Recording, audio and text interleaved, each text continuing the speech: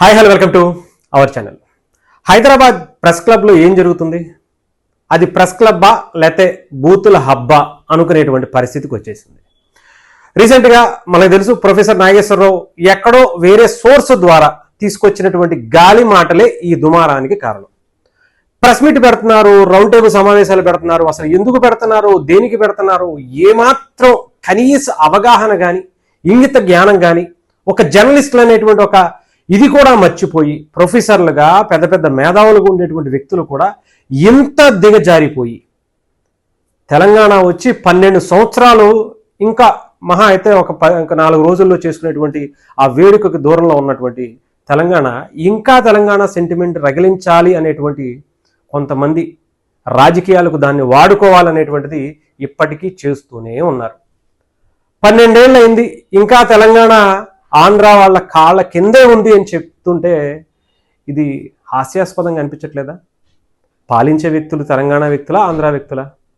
మంత్రులు కానీ, ఎమ్మెల్యేలు కానీ, కేంద్ర మంత్రులుగా ఉన్నటువంటి వ్యక్తులు కానీ, ఎంపీలుగా ఉన్నటువంటి వ్యక్తులు కానీ, ముఖ్యమంత్రులు కానీ ఏమాత్రం ఏమైనా సంబంధం ఉందా?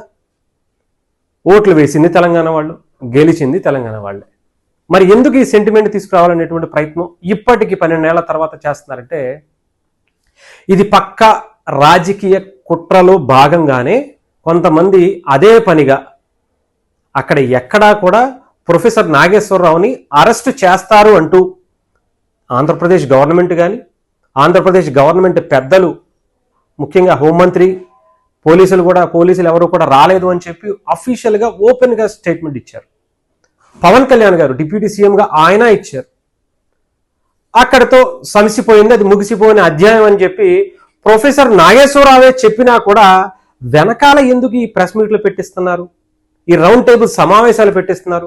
పవన్ కళ్యాణ్ని పర్సనల్గా ఇష్టానుసారం బూతులు నారా లోకేష్ గారిని, చంద్రబాబు నాయుడు గారిని, ఏపీ గవర్నమెంట్ని అసలు ఎందుకు అరెస్ట్ లేనే లేదు అని చెప్పి చాలా క్లియర్గా చెప్తున్నా ఆంధ్రప్రదేశ్ పోలీసులు వచ్చేశారు, ప్రొఫెసర్ నాగేశ్వరరావుని అరెస్ట్ చేసేస్తున్నారు.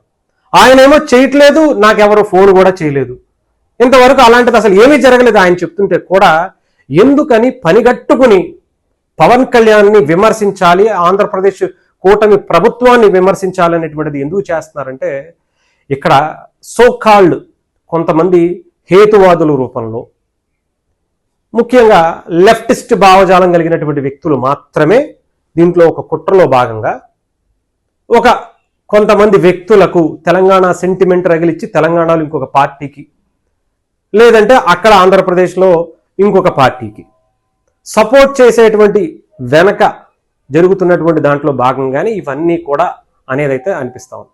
దీంట్లో జనసేన పార్టీకి సంబంధించినటువంటి వాళ్ళు డెఫినెట్గా హర్ట్ అవుతారు. జనసేన పార్టీ మీద అంత పెద్ద నింద వేసేసిన తర్వాత ఒక పెద్ద వ్యక్తి ప్రొఫెసర్ నాగేశ్వరరావు గారు అనే వ్యక్తి దేశంలోనే క్రెడిబిలిటీ ఉన్నటువంటి ఒక మేధావిగా, సీనియర్ జర్నలిస్ట్గా ఆయనకు మంచి పేరుంది. మిగతా వాళ్ళు ఎవరన్నా సరే చెప్తే అంత తీసుకోకపోయేవాళ్ళేమో, కానీ ఆయన చెప్పడంతో అక్కడ కూడా సీరియస్గా తీసుకున్నారు. అక్కడేమి జనసేన పార్టీకి సంబంధించినటువంటి పవన్ కళ్యాణ్ గారు కానీ, నాదెళ్ల మనోహర్ గారు కానీ, ఎమ్మెల్యేలు కానీ, నాయకులు కానీ, కార్యకర్తలు కానీ ఎవరైనా సరే నాగేశ్వరరావు గారు ఏమి అనకుండానే అనేసారా? ఎప్పుడు లేదు కదా. మరి అలాంటప్పుడు ఈయన అంటే ఒక మసిపూసినటువంటి గుడ్డని తీసుకెళ్లి జనసేన మీద పాడేస్తే వాళ్ళని తుడుచుకుంటా కూర్చోవాలా? తప్పు చేసింది ప్రొఫెసర్ నాగేశ్వరరావు గారి, దాన్ని వెనక్కి తీసుకుంటున్నాను, నేను సరి చేసుకుని సరిగ్గా చూసుకోవాల్సింది అని చెప్పి ఆయనే చెప్పారు. దానికి గౌరవంగా ఆంధ్రప్రదేశ్ గవర్నమెంట్ కూడా, ముఖ్యంగా పవన్ కళ్యాణ్ గారు లాంటి వ్యక్తులు కూడా దానికి అంగీకరించి ఎక్కడ ఏం కేసులు పెట్టద్దు, ఆయన వదిలేయండి అని చెప్పి అఫీషియల్గా ఆయన ఓపెన్ స్టేట్మెంట్ ఇచ్చారు. అక్కడ ఉండేటువంటి ఒక లెటర్ హ్యాడ్ కూడా రిలీజ్ చేశారు. అయినా సరే దీన్ని కూడా నేను ఎక్కడా కూడా అది ముగిసిపోయిన అధ్యాయం అని చెప్తూనే ప్రొఫెసర్ నాగేశ్వరరావు గారు చాలా క్లియర్గా అక్కడ ఓ పక్క చెప్తున్నారు, ఇంకొక పక్క ఆయన చేసే కార్యక్రమాలు వెనకాల రెచ్చగొట్టేటువంటి ప్రయత్నాలు, ఆంధ్ర తెలంగాణ అనేటువంటి మళ్ళీ ఒక చీలికి తీసుకురావాలి, గో బ్యాక్ ఆంధ్ర నినాదాలన్నీ ఇక్కడ చూసుకోవచ్చు మీరు. జర్నలిస్టుల పేరుతో ఇంకా ఒక్కొక్క రేంజ్లో ఏ రకంగా కనిపిస్తున్నాయో ప్రత్యేకించి చెప్పాల్సిన అవసరం. అసలు ఎందుకు చేస్తున్నారు అంటే ఒకటైతే అర్థమవుతుంది, పవన్ కళ్యాణ్ గారికి పెరుగుతున్నటువంటి ఆదరణ, హిందుత్వం మీద ఆయన భుజాన్ని వేసుకుని మోస్తున్నటువంటి తీరు కావచ్చు, సాక్షాత్తు ప్రధానమంత్రి నరేంద్ర మోదీయే స్వయంగా ఆయన ఇంటికి వెళ్ళడం కావచ్చు, ఇవన్నీ కూడా ఒక బలమైనటువంటి కారణాలు. ఈలాంటి వ్యక్తి కనుక ఎదిగితే డెఫినెట్గా సోకాల్డ్ సూడో సెక్యులరిజస్ట్లకి కావచ్చు, లేదంటే లెఫ్టిస్ట్ భావజాలం కలిగినటువంటి వ్యక్తులు కావచ్చు. మీరు చూసుకుంటే ప్రెస్ మీట్లో కూర్చున్నటువంటి జర్నలిస్టుల ముసుగులో ఉన్నటువంటి అందరూ కూడా ఈ లెఫ్టిస్ట్ భావజాలం కలిగినటువంటి వ్యక్తులు మాత్రమే అక్కడ ఉన్నారు. క్లియర్గా మీకు అక్కడ చూసుకోవచ్చు. హిందూ వ్యతిరేకులు, లెఫ్టిస్ట్ భావజాలం కలిగినటువంటి వ్యక్తులు. అసలు అక్కడ ఎక్కడ కొంతమంది అయితే మామూలుగా ఉండేటువంటి న్యూట్రల్గా ఉండేటువంటి వ్యక్తులు కూడా రియాక్ట్ అయిపోతారు. అరెస్ట్ చేయండి. అరే ఎవరు చేస్తున్నాడు, ఎందుకు చేస్తున్నారు, ఏమన్నాడని చేస్తున్నాడు, అసలు అక్కడ ఎవరు చేయట్లేదని చెప్తున్నా మీరు ఎందుకు చెయ్యాలని కోరుకుంటున్నారా? రెండు రాష్ట్రాల మధ్య ఆ చీలిక తీసుకురావాలనేటువంటి ప్రయత్నం చేస్తున్నారా?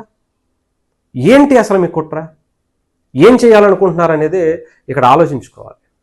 ఇక్కడ డెఫినెట్గా వాళ్ళ ఎజెండా వేరుగా ఉన్నాయి. వాళ్ళ కుట్రలో భాగంగానే ఇది చేస్తున్నారు.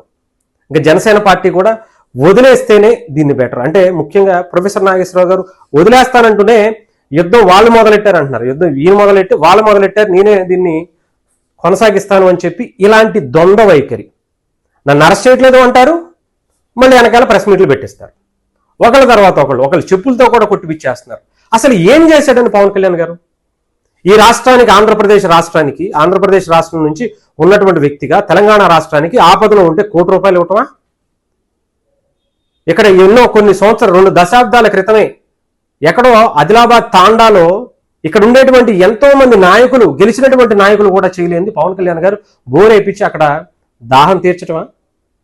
ఎంతో మందికి ఇక్కడ సహాయం చేయటమా? ట్యాక్సుల రూపంలో సినిమా ఇండస్ట్రీ నుంచి వచ్చేటువంటి డబ్బుని ఆంధ్రప్రదేశ్ కన్నా ఎక్కువగా తెలంగాణ, హైదరాబాద్లో ఆయన ట్యాక్స్ కట్టడమా? కాదు కదా. పక్కపక్క రాష్ట్రాల్లో ఉండేటువంటి వ్యక్తులు కూడా చాలా మంది ఇక్కడికి వచ్చి ఇక్కడ ఇల్లు కొనుక్కున్నటువంటి వ్యక్తులు ఉన్నారు. ముంబై నుంచి వచ్చినటువంటి హీరోలు ఇక్కడ ఇల్లు కొనుక్కున్నారు, హీరోయిన్లు కొనుక్కుంటున్నారు. ఢిల్లీ నుంచి వచ్చినటువంటి రాజకీయ నాయకులు కూడా ఇక్కడ హైదరాబాద్లో ఇల్లు కొనుక్కుంటున్నారు. కొత్తగా ఏం కాదు కదా. ఉమ్మడి రాష్ట్రంలో ఉన్నప్పుడు అందరూ ఇక్కడ కొనుక్కున్నటువంటి పరిస్థితి ఉంది. ఆంధ్రప్రదేశ్ విభజన జరిగిందే కానీ నిర్దాక్షిణ్యంగా కట్టుబట్టలతో రోడ్డు మీద అక్కడ నుంచోబెట్టేవాడికి వాళ్ళకంటూ ఏమీ లేదు.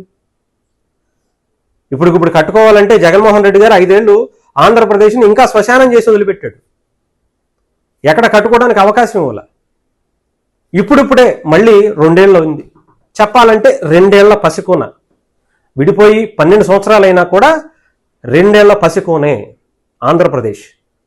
ఈ 2 ఏళ్ల పసికోనని అలా నిర్దాక్షిణ్యంగా తోసేస్తే కష్టం కదా. వాళ్ళకి కొంచెం టైం ఇవ్వాలి కదా. వాళ్ళు కొన్ని వేల కోట్లు తండ్రిని అడ్డం పెట్టుకుని దోచుకున్నటువంటి వ్యక్తులు కాదు కదా. ఇక్కడ ఒక ఇల్లు, అక్కడ ఒక ప్యాలెస్, ఇక్కడ ఒక ప్యాలెస్, ఇంకో చోట ఇంకో ప్యాలెస్ కట్టుకోవడానికి కట్టుకుంటారు. 100% కట్టుకుని అక్కడి నుంచే రాజకీయం చేసేటువంటి రోజులు ఉంటాయి. అలా అని చెప్పి ఇక్కడి నుంచి వెళ్ళిపోవద్దు అనడానికి ఇదేం పాకిస్తాన్ కాదు కదా.